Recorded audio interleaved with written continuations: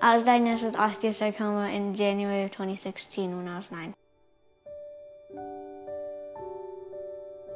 I fell on the playground, and then when I got an x-ray, they figured out that it was a tumor.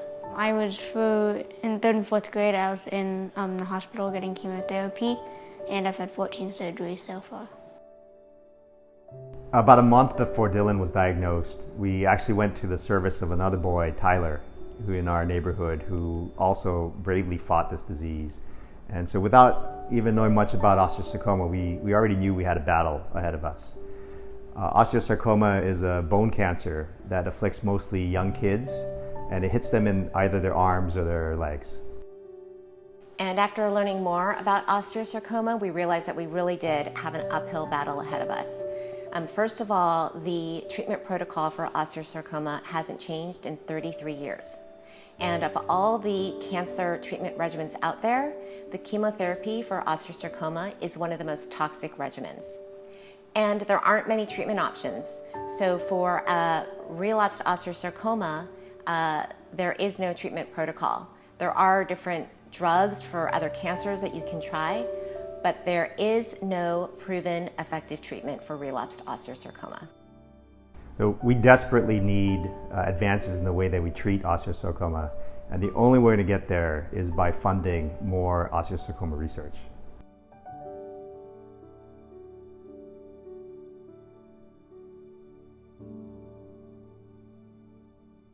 St. Baldrick's exists only to fund pediatric cancer research. We don't do anything else. And we've given away over $258 million to the best cancer researchers. In 2018, we partnered with the Osteosarcoma Collaborative to create a new opportunity for researchers that were working specifically in osteosarcoma. We had over 60 applicants for that. One of the top ones that we received was that of Dr. Sweet Cordero. His approach is rather interesting and quite extraordinary, and we think will lead to some interesting discoveries for a cancer that hasn't seen a new treatment in about 40 years. So I've been a pediatric oncologist for 20 years, and I can say with certainty that this is the most hopeful moment in my career, and I think really hopefully a transformative moment for our patients, where precision oncology approaches are really going to drive the way we treat our patients. Osteosarcoma is one of the most genomically complicated tumors that we see in pediatric oncology, meaning that the genetics of the tumor are very different from one patient to another.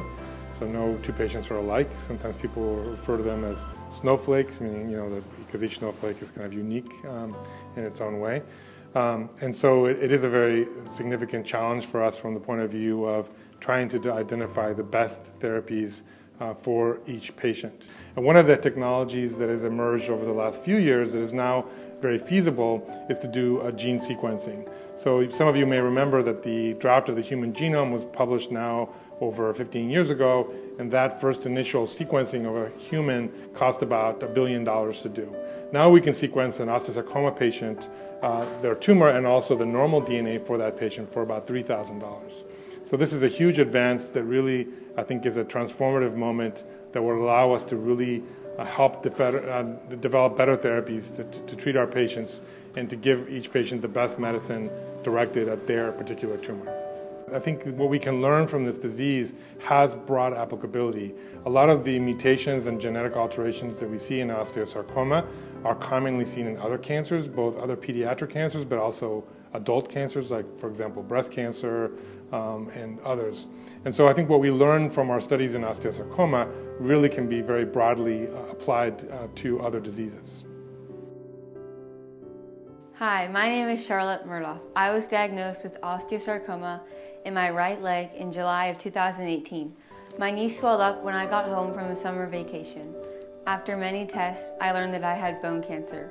I started my chemotherapy treatment 2 days before my 15th birthday. Dr. Sweet Cordero is my oncologist at UCSF. I spent over 70 nights in the hospital since my diagnosis, and my family has gotten to know Dr. Sweet Cordero over the past 8 months.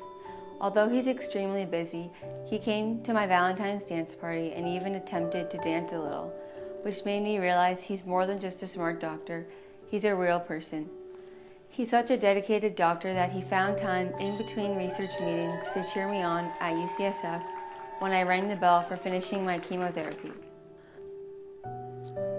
It's an exciting time for new developments in cancer treatment, with many technologies that enable new discoveries in precision oncology. But to bring these developments to kids battling cancer and improve outcomes for our kids, we need to fund pediatric cancer research.